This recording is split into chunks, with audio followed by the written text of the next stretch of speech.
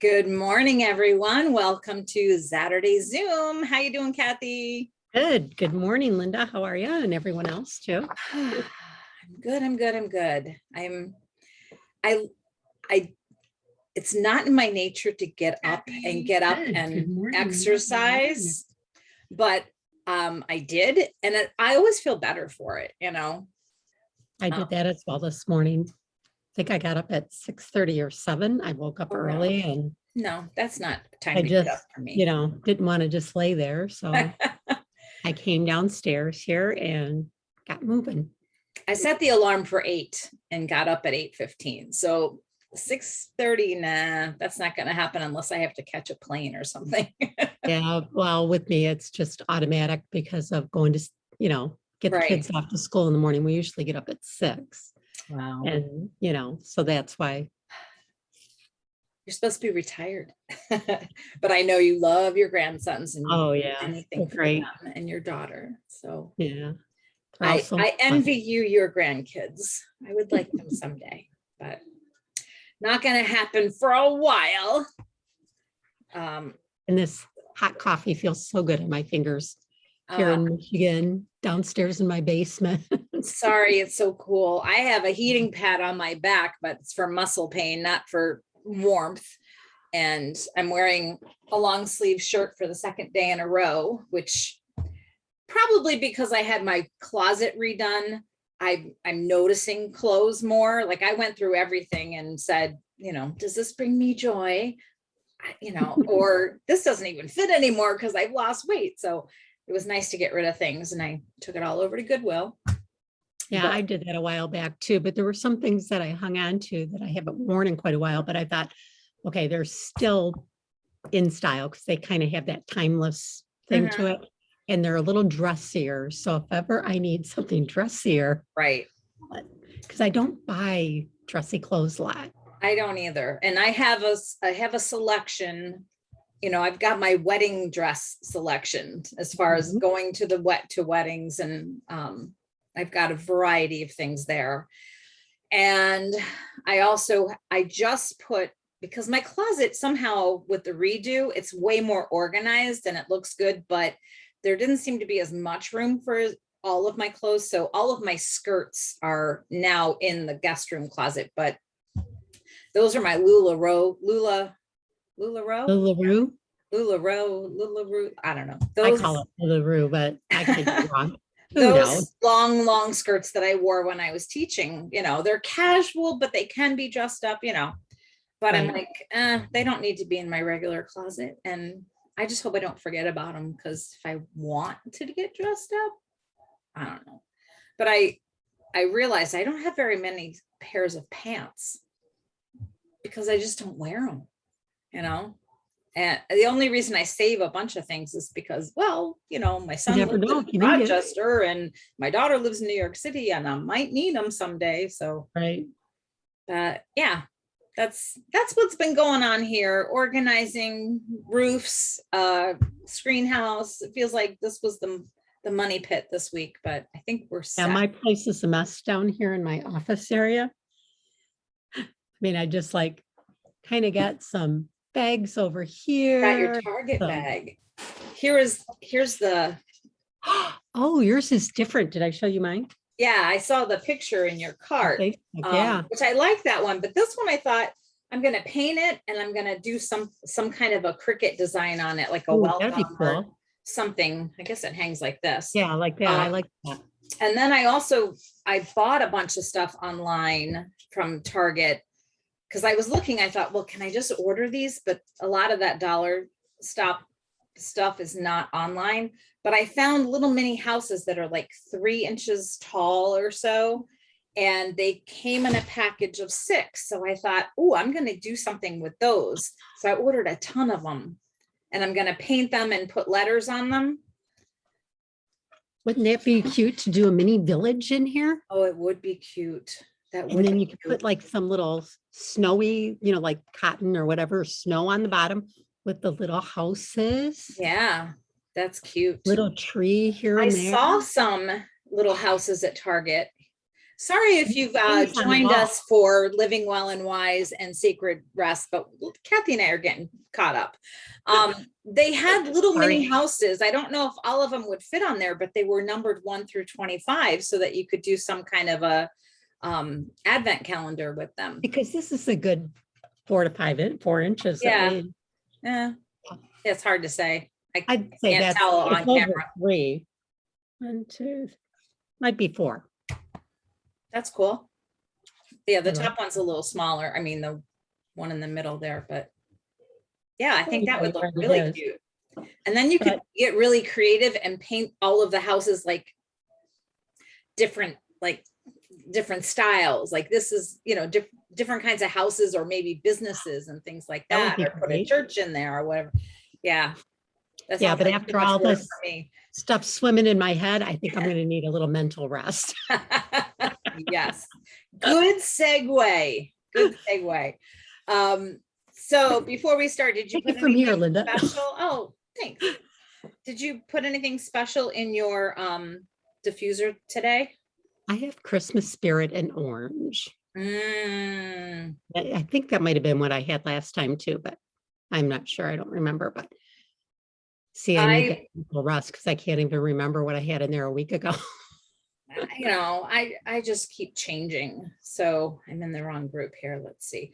I use the one from my diffuser, my daily diffuser that I send out to people who want it.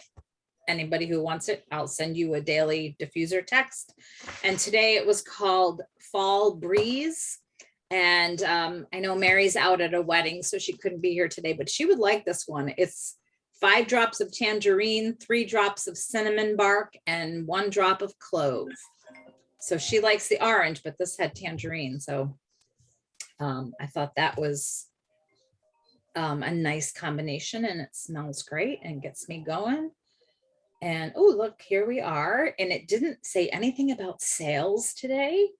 Hey, And it's just up there. So, and oh, look, here. Okay. Oops, but I have my sound up, so I got to turn it down.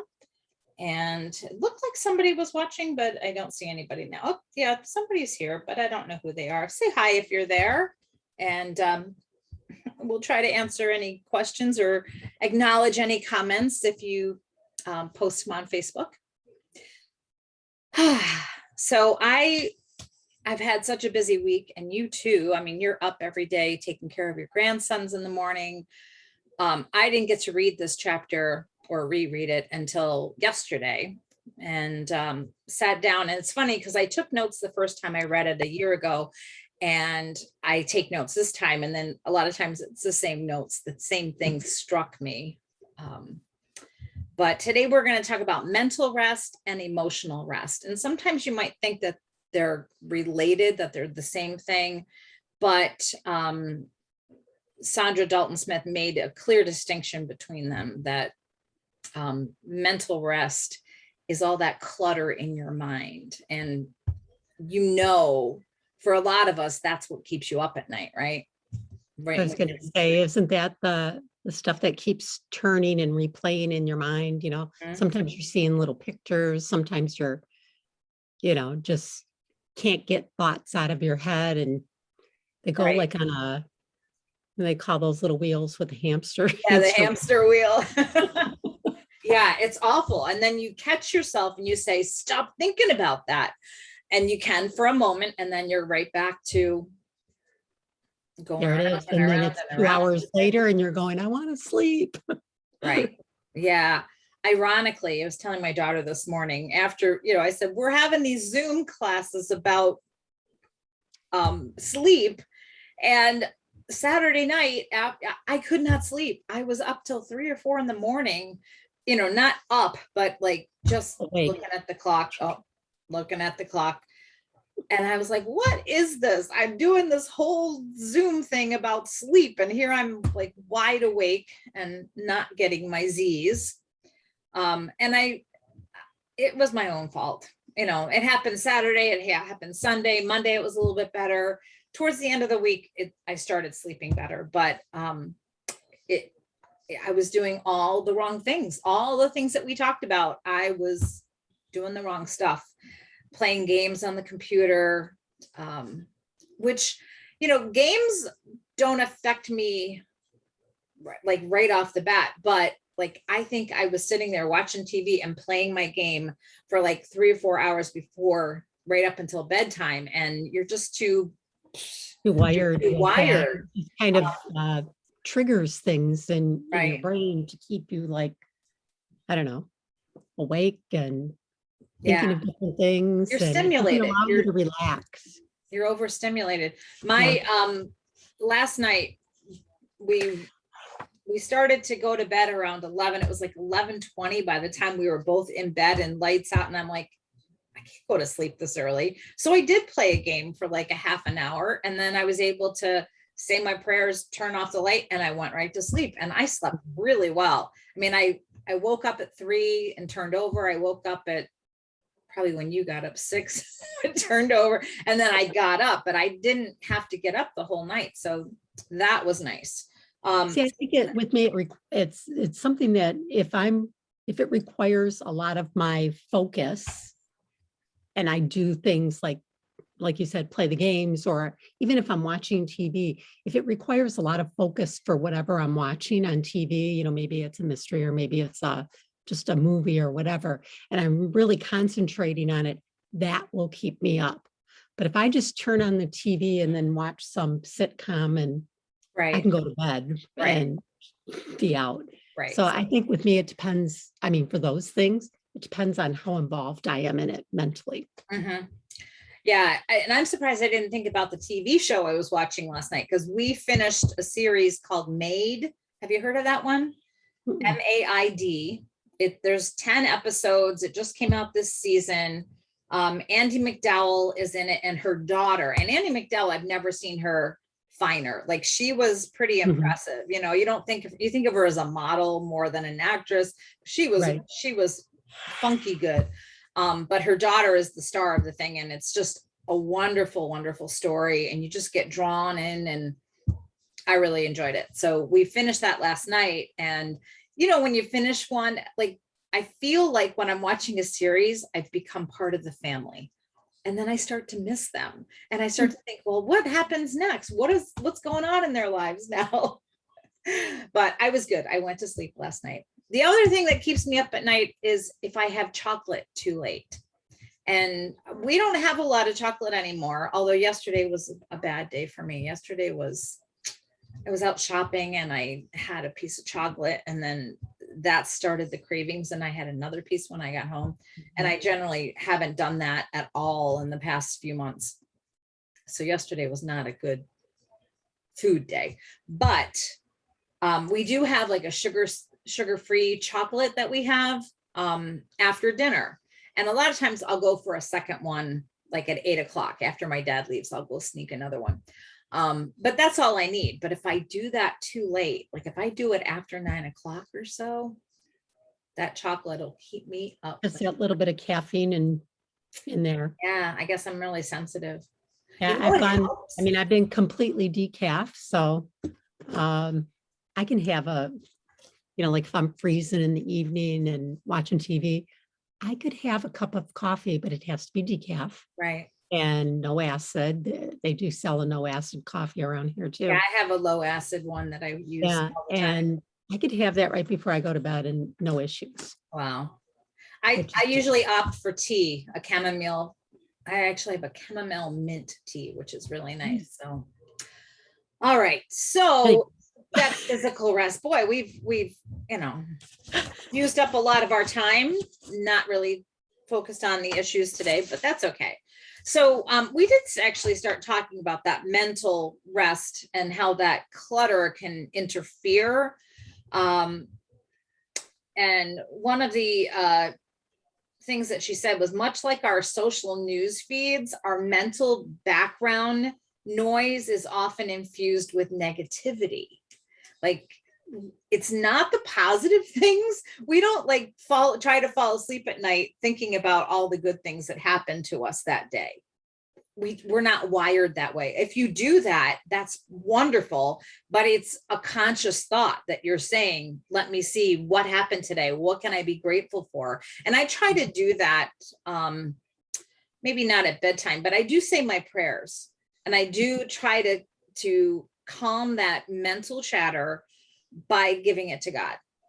So I will say what I'm thankful for, and I will ask for blessings about this. I might, if something is weighing heavily on my mind, I will talk to God about it so that I can let it go. And sometimes I'll just say, God, that's a really good idea. Thank you for giving that to me. Could you please remind me tomorrow? Because I'll forget it tonight, So I ask for little reminders.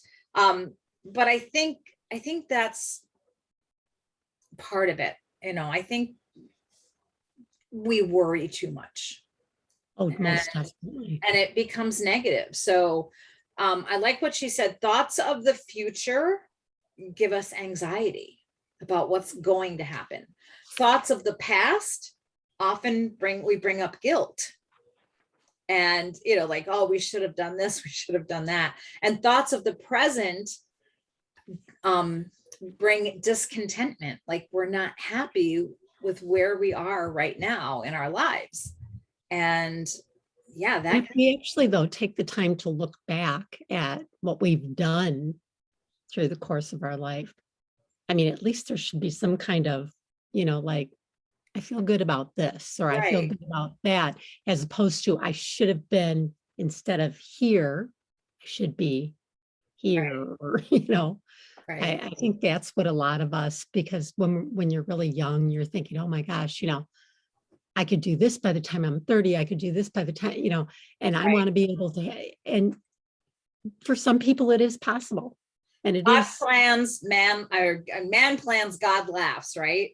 right. It never comes the way you think it's going to. Right. It just depends on your course. I mean, the course that you take, the decisions you make at a given time where, okay, let's say, there's a crossroad there for whatever reason, whether it's health, whether it's, something unexpected, whether it's a change in your plan, you're taking a detour.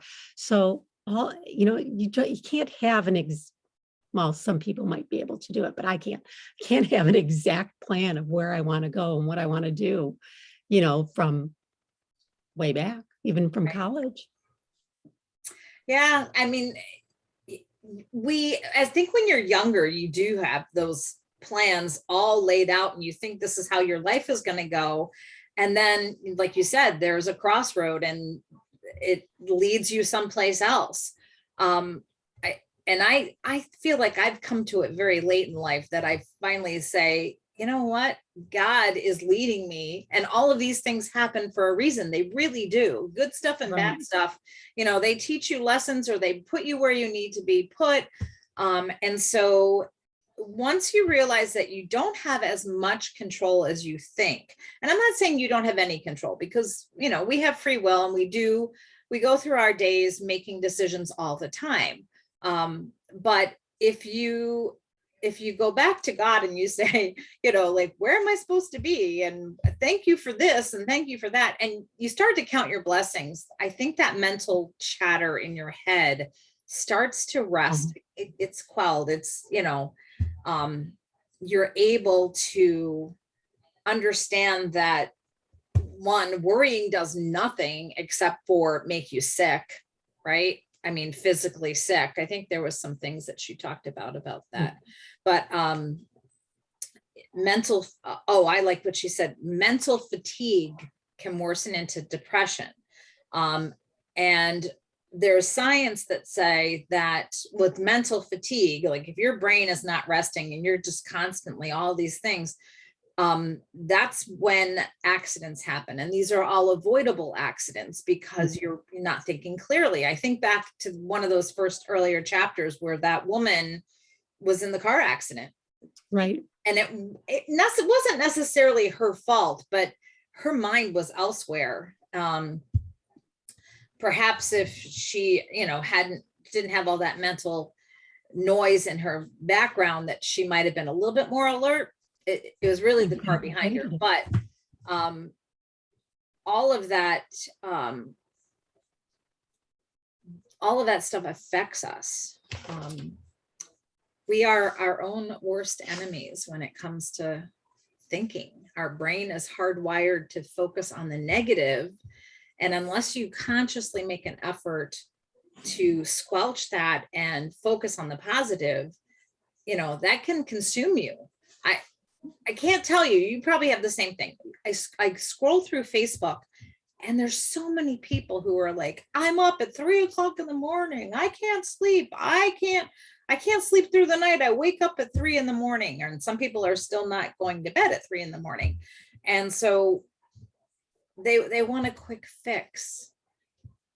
They want to take a sleeping pill and sleep, but that's not the fix, because all of that other stuff is still there for you. All of that other worry and anxiety and mental noise is still going to be there. And you haven't addressed anything except for, medicating and knocking yourself out, which we also learned last week is not really good for physical rest.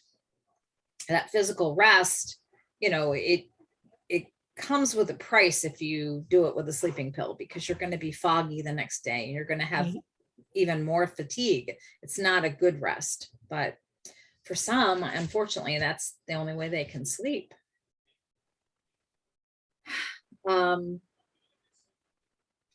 Yeah, she mentioned that a purging of the mind before turning in for the night is needed to declutter your mental space, but she fails to tell us how to do that, I think. As far as I was like, well, what do you do? She did have a few, she talked about meditation a little bit in that chapter.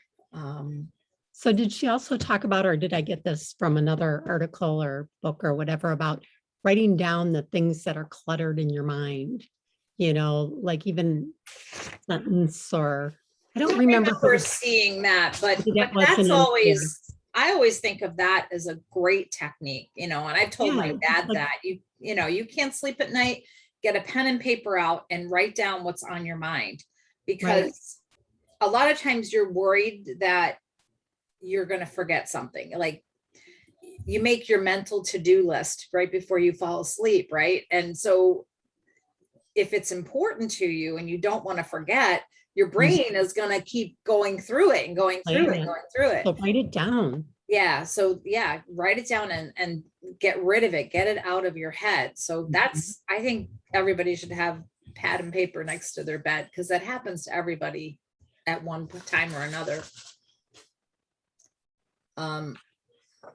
Let's see. She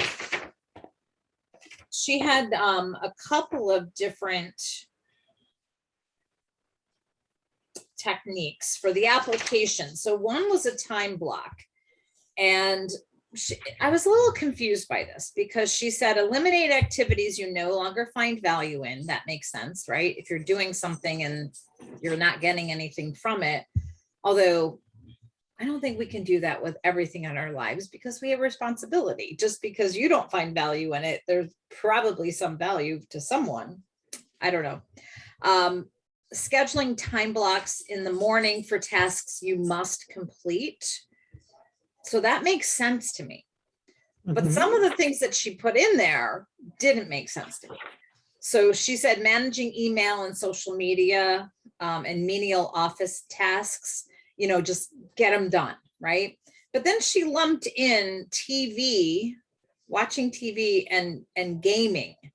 And I thought, to me, that doesn't seem like, one, they're not things that you must complete. They seem like they were just leftover things that maybe you want to do. And for me, I guess maybe from my point of view is that my TV time and playing games on my computer is my relaxation time in the evening after I've done everything else. So scheduling a time to play games in the morning doesn't make sense to me. I agree with that. I mean, I will look at my email in the morning, because you have so much, get rid of the junk mail. Right. I feel like a big weight is lifted off my shoulder when I go through my email and I go delete, delete, delete, delete. And then I go through the junk mail and I just scan it real quick to see in case something was put into spam and shouldn't be there. And then I just hit edit, select all, delete. Yep. Trash. Yeah, gone. and isn't Empty it trash. unfortunate that most of our email, like I would say 75%, if not At more, least. is delete, delete, delete, delete. Exactly. Every once in a while, I'll save something. I won't delete it, thinking I'll get back to that and look at that. So I do have my inbox is full of things that I want to get back to someday. Things that might have a little piece of information that I want, because I subscribe to a lot of newsletters, healthy living things, either food or exercise or whatever. And so they always have little tidbits of information that I want to save or I want to go back and read in detail. But time being what it is, I don't often do that. Okay, so do you keep them all in the one long list in your email? Or do you create a folder and say, shift them to the folder, then spend a little block of time going over what's in your folder for that particular whatever you're saving, and then do the deletion from there? Like, yeah, this is not what I need to, no, Right. like scan the articles, because I do that and I find that I can clear my inbox easier, and it doesn't feel so overwhelming when I go back to Right. it. I've set up folders, and I've set up, what are they called, rules or whatever, so that when something comes in, it goes to that folder, but it doesn't work.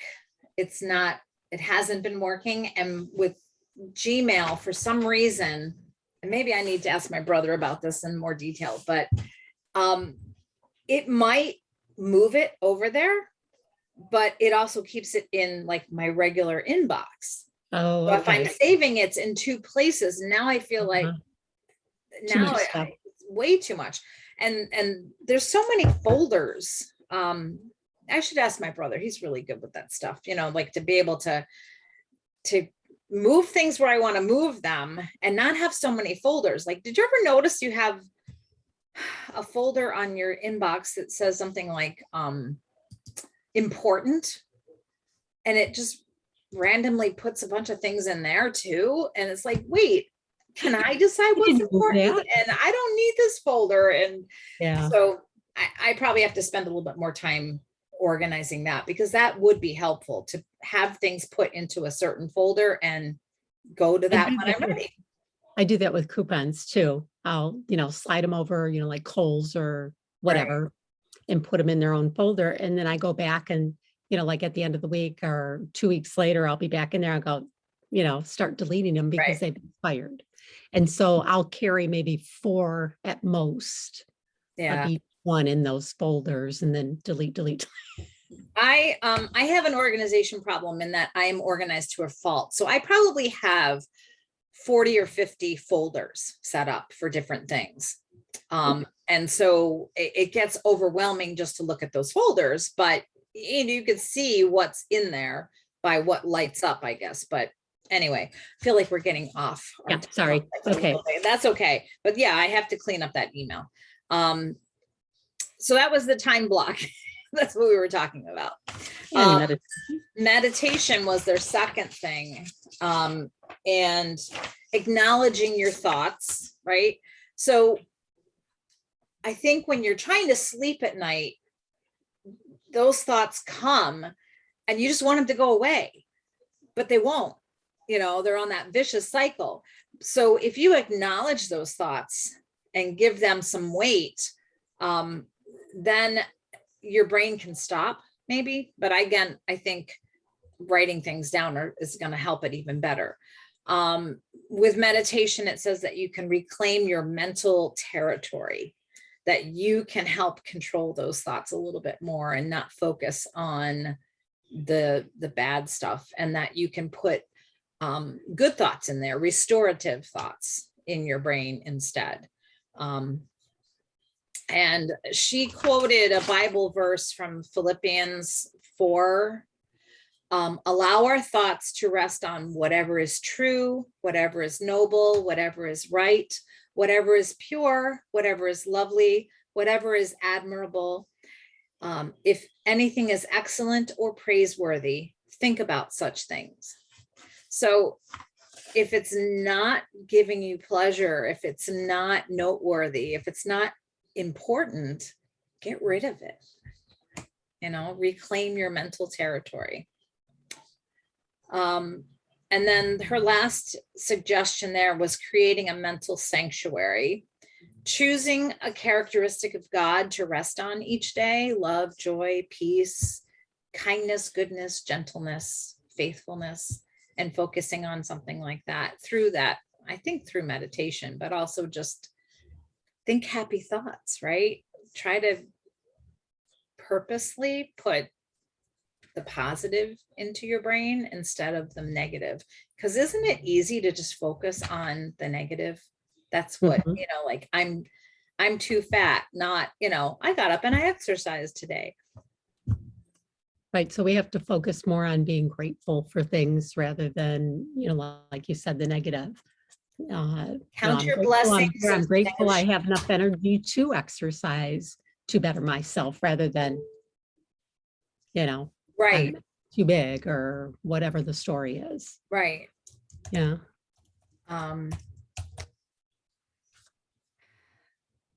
What is that? I'm going to sing that little song for you if I can find it. Let's see. Where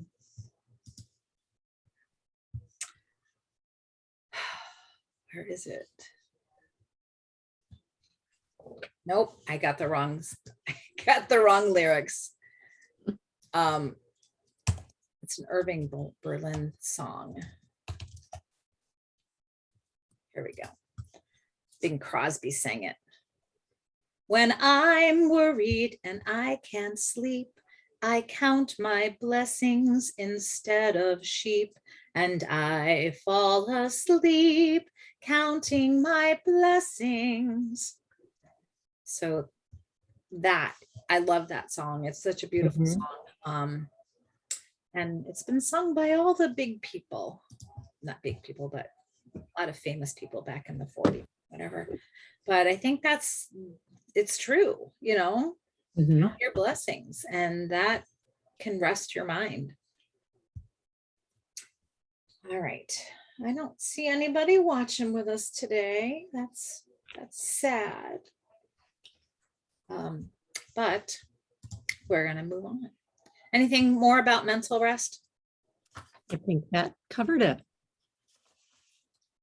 All right. So mental is all of that noise in your head, the negative thoughts, the stuff that you can't get rid of, and your brain just exercises over and over and over again, like the hamster wheel. I love that analogy you gave. Emotional rest is your emotional health, your emotional life, and all of those feelings that you feel. And one of the things that she said that really resounded with me that I really liked was that she said, we are built to be empathetic, to feel what others are feeling and be in that moment with them. Whether it's joy or sadness or heartbreak or whatever it is, if you are interacting one-on-one with somebody, it was interesting how she said that you start to take on their emotions sometimes. If they're really sad and down, you start to mimic even their facial movements and things. But that we are built to be empathetic, but that can have an adverse effect on us.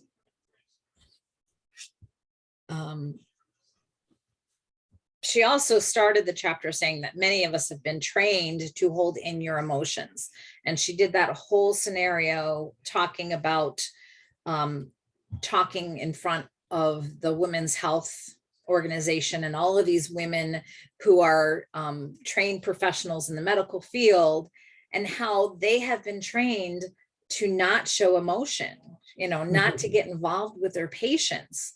And yet that is you're fighting your humanity, I suppose, right? Yeah, your inner ability to communicate with others at that level, at that emotional level. And so they may perceive you as being cold or uncaring when you're really not. And sometimes, I mean, working in the medical field since, gosh, I was 19, 18. You know, it's come across, I have felt that too, where I'll go into a room and I'm with the doctor and they're giving the diagnosis of cancer or whatever. And because we've dealt with that in our family, my older brother had passed away at 15 and a half. Mhm. Like I'm immediately connecting with that person, but Right. I've had to, like hold it back and step back, you know, in that way. And then after the doctor was done with whatever, and then later, if I saw the person still, hanging on in that room and just like, I would walk in and talk to them. And that's when I would share with them Right. and let that down. But when they're getting that news, you can't stand there and, Right. Because that's even worse, right? yeah, exactly. But I mean, I still, you have to have that distance a little bit. Yeah. And I think some people are really good at hiding their emotions. And sometimes I think that is denial for some people, Mhm. that if I don't acknowledge these feelings, then I can pretend that they don't exist, or I can just keep going along with my day, the same old, and I don't have to be bogged down by how I'm feeling, which eventually that manifests itself somehow. If you have all these emotions that you're not letting out, that's probably going to turn into disease or some kind of an illness or an injury, or something is going to manifest itself, because it's got to come out somehow, some way. Emotions were never meant to be bottled up. Right. And then there are people, I'm sure and I know, that are way emotional. Like, you don't want to say too much, because people are entitled to their feelings, but they don't have a sense of their own emotions and what matters, like what's an important emotion and what's not, what's major, what's minor. And so everything becomes major. And they're those kind of people that are, exhausting to be around, because maybe they're highly dramatic, or maybe they just, everything is a crisis. Have you met people like that? Everything is a crisis, and it's really hard to be around them. Yeah, it is. And it's hard to be around. Okay, so in a work environment, let's say, if you're around people that are constantly negative, it wears on you. Even if you come in and you're like, I'm ready for the day, I'm ready to get going, and all these people around you are so negative, it just brings you right down. Really does. It'll either bring you down or frustrate you in some way, Right. and I've had both those happen to me. Like, it's Yeah. like, not everybody. We are emotional magnets, and so if somebody's in a bad mood all the time, then that's going to bring you into a bad mood.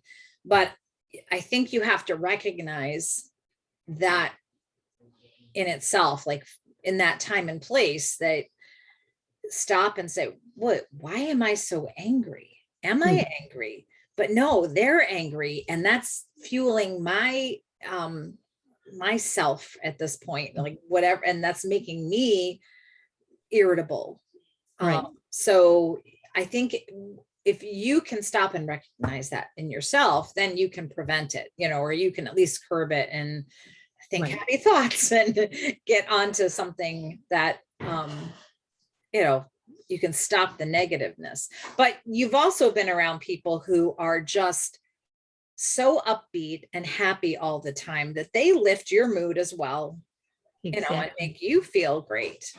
Not because they're making you feel great, but because they are in such a happy mood that it's a contagious thing, right? Right. That's always good though, because if somebody's feeling sad or upset about something, and then you're with someone, you kind of, like you said at the beginning, if those are the type of people that you're around a lot, then you're gonna, almost like mimic them. And I don't mean, in every way, but it's just like, it just makes you feel better. Right. I have a friend, Linda, and her initials are LM. And I don't know, emailing her and I say, I often think to myself, WWLM. And she goes, what does that mean? And I'm like, well, have you ever heard what would Jesus do? WWJD. I always think, what would Linda Muto do? Because her heart is so big and so full, and she's always doing for other people. And I hardly ever hear her be negative. You know, if she's negative, it's just like, there's not enough hours in the day. I've got all this stuff going. And she's always, always busy, but she's always doing for other people. And so I always I stop and I think, what would she do in this situation? How could I be more helpful and more loving and more giving? Because I feel like she's one of those contagious spirits that, you know, you just feel good. And if you think about all the stuff we talked about, you would think that that would be physically demanding on her, emotionally demanding on her, Right. which it could be, but Right. it could also just fuel her to keep going. And maybe because she is that way, maybe she's grateful for a lot of things. So those things are, you know, that clutter isn't staying in her mind, that emotion of, you know, I got to get this done, you know, because she's moving on to the next thing and that's completed and done. And so she's purging as she goes along. Right. Maybe that's part of Right. it.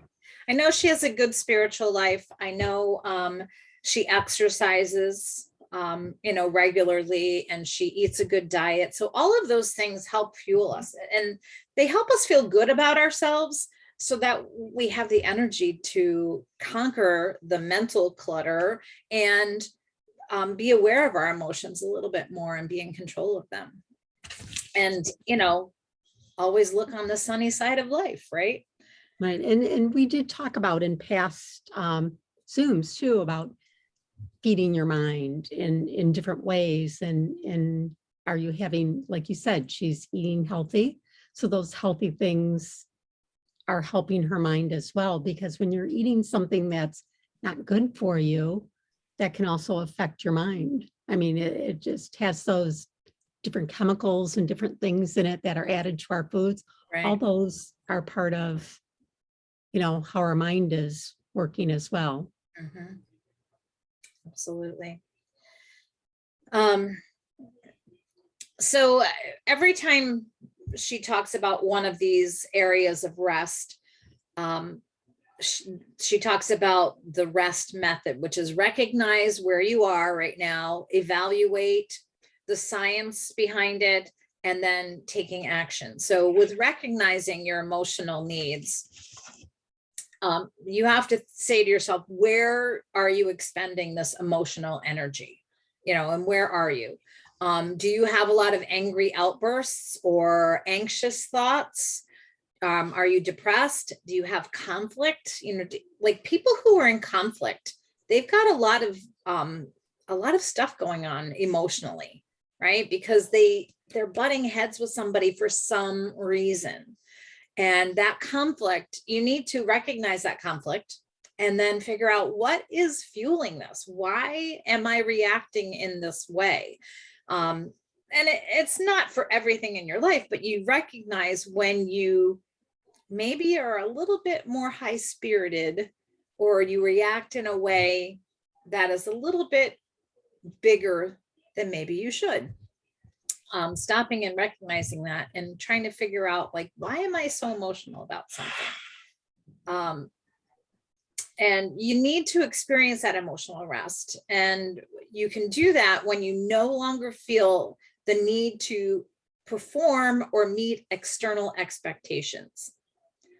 So I interpreted this like this was hard for me to wrap my head around, because she was really saying that when you're authentic and true to yourself, you won't experience all of these high highs and low lows of emotions. And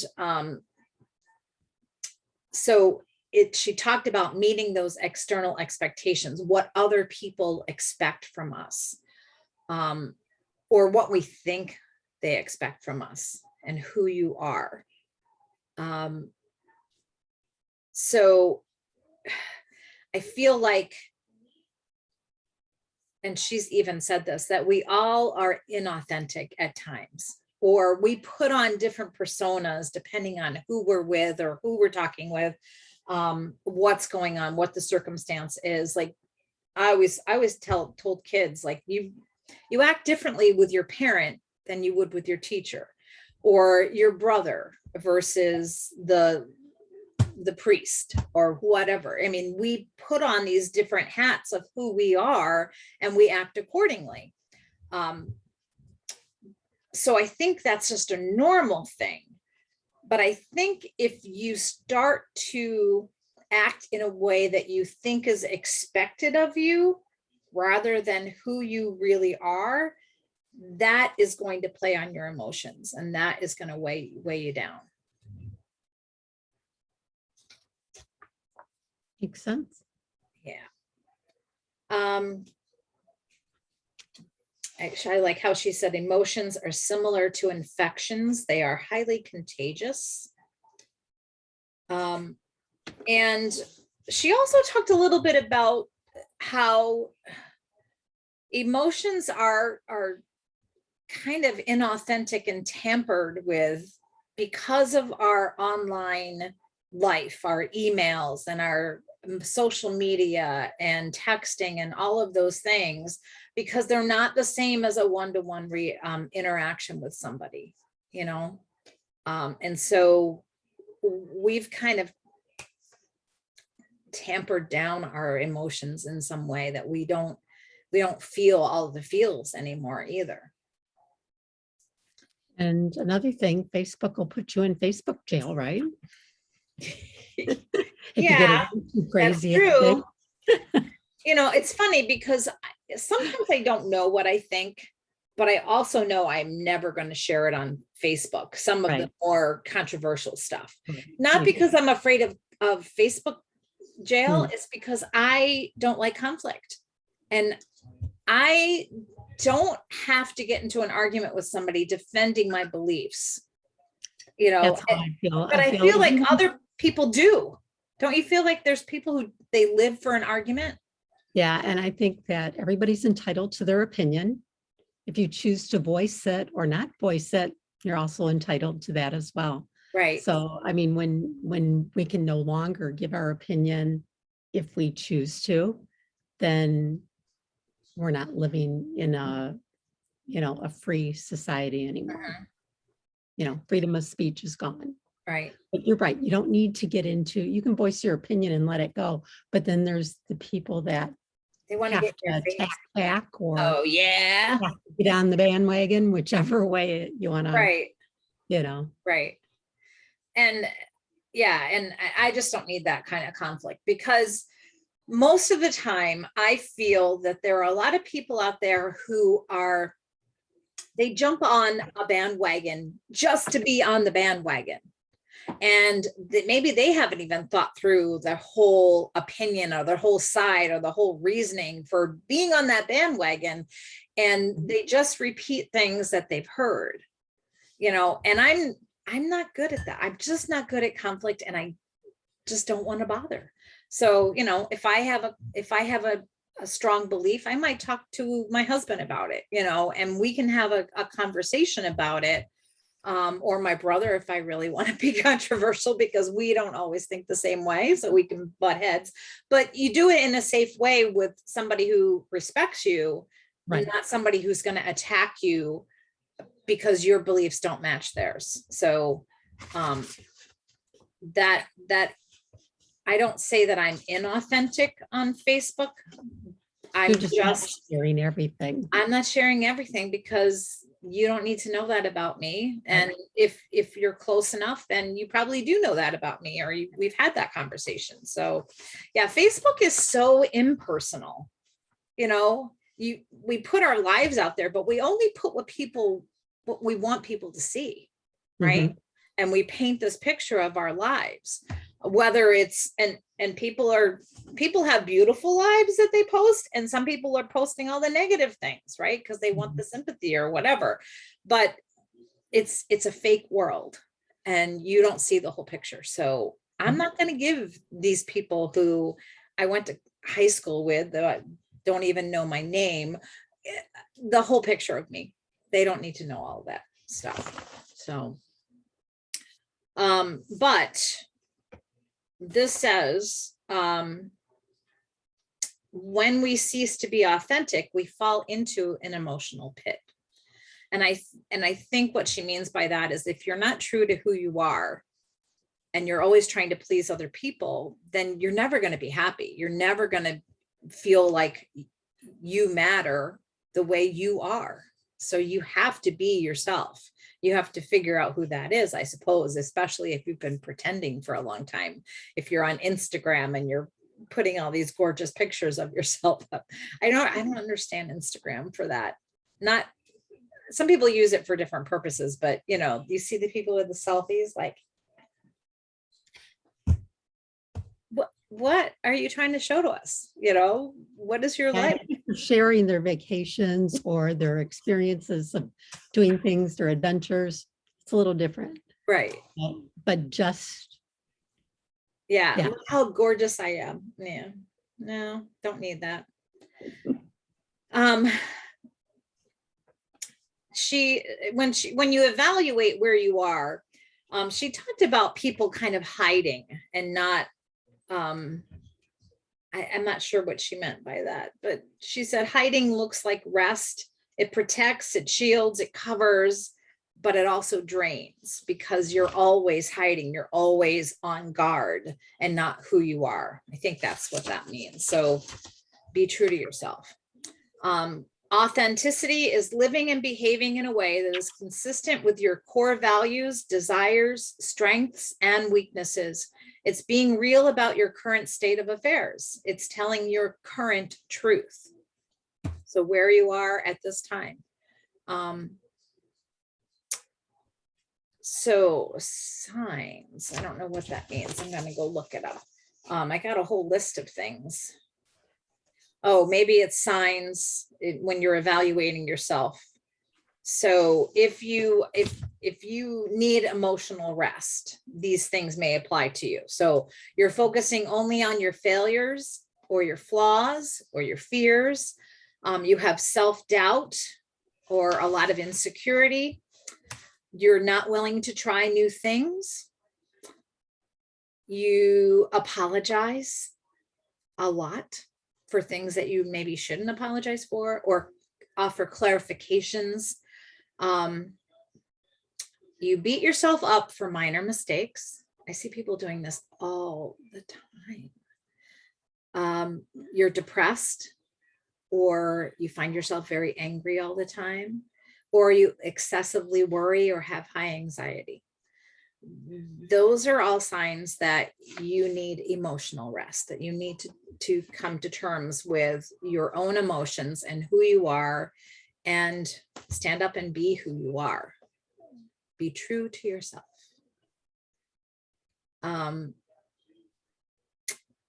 Let's see. I don't know if this came from her. It says chronic liar or a pessimist. Do you stick to your own base or start to join in and complain? Okay, so I think it's if you were with a somebody who's a chronic liar or somebody who's a pessimist, do you stick to your own feelings, your own emotions, your own thoughts and views on something, or do you start to join in and start to complain along with that person? Right? It's so easy to do that when somebody's like, oh, this is so blah, blah, blah. Yeah, it really is. And then you start doing the same thing. I think it happens a lot in a work situation too. If you're unhappy in a certain thing that, you know, somebody's complaining, you start complaining too. We do that. But when you do that, then you're feeding into their emotions. And now you're bringing all those negative emotions into your own life, which maybe you don't need. Right. Yeah, she said in science and research, we unconsciously and automatically mimic the emotional expressions of others.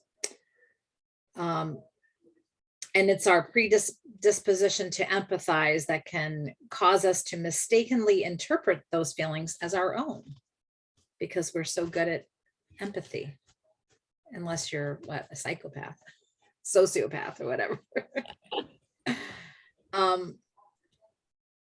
Our emotional connectiveness is an adaptation for our collective benefit. It puts the human back into humanity. So we're compassionate. We like to console people. Women are better at this than men, or more affected by this. But what you have to do is recognize that those feelings aren't your own, that you're empathizing, and you have to let it go, right? I feel like I've been talking a lot. Kathy, tell me some of your doing great. The application is start paying attention to your own emotions. And when you are with others, does it change, or do you keep where you are? I mean, it's okay to empathize. We should empathize. That's, again, a human thing to do. But don't let somebody else's negative emotions affect you in a negative way. And then just pay attention to your interactions in general. Who drains you and who refreshes you? Who do you feel, excuse me, who do you feel better being around, and who do you avoid because you're feeling, oh man, no, they're so negative. If you pay attention to that. And it's not to say to avoid those people who maybe drain you, but come at it with another strategy, I suppose. Like, they're not going to drain me. I'm going to put energy back into them and make them happy. Let them mimic my emotions. I'm going to be so happy that they won't be able to be negative today. Right. So instead of feeding into their downward spiral there, come back at it, like you said, with something a little more positive, or something else to think about, or cut that conversation, start a new conversation that is more uplifting. I think you have to go into the situations consciously. Yeah, you have to be consciously thinking about that, that, oh, they're going to try to bring me down, but I'm going to bring them up. It has to be a choice that you make. So she does advise ending or limiting those toxic relationships. So even if somebody is kind of negative Nelly, there may be some redeeming qualities of that person that you like, and you want to spend time with them, and maybe you're related to them, so you have to. But you can not feed into that negative or toxic information, toxic feeling, but bring them up.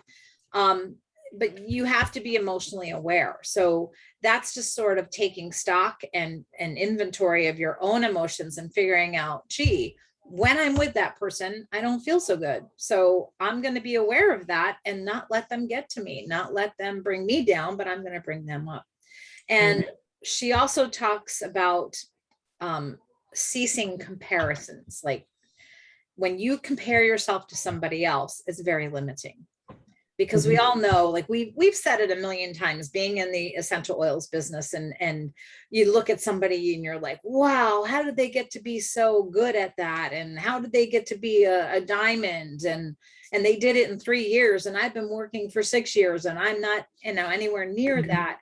You compare to somebody like that, and there's so many different factors involved to being a person, right?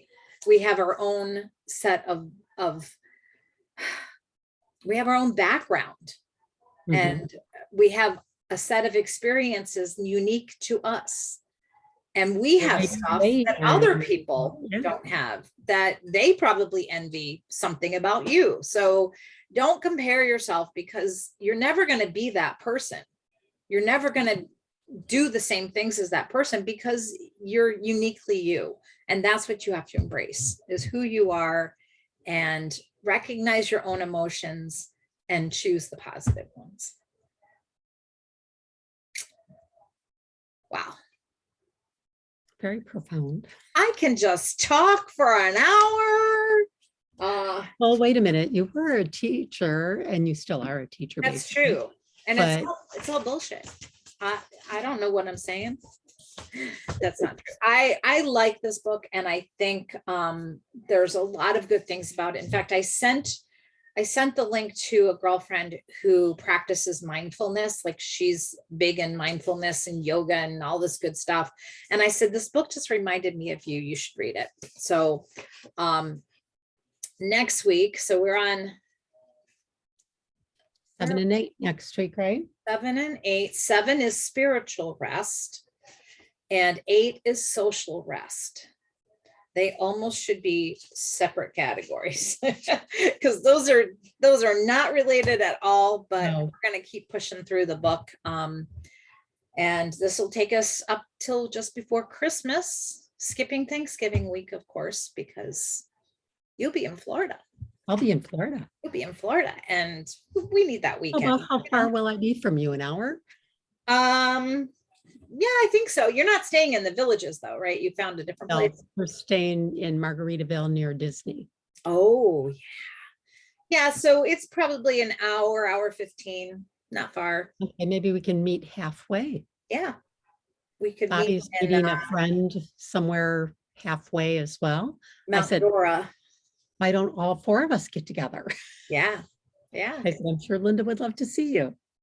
And she would love to see you. Yeah, I would love to see Bobby. Who was she going to meet? Do we know that person? Do I know that person? No, we don't know that person. I think it was somebody either she worked with or went to school with Mhm. that is down in Florida in that area. Nice. And so we were talking Yeah, it would be fun. yesterday about be nice to meet up maybe on the Wednesday before, depending on before Thanksgiving. Yeah.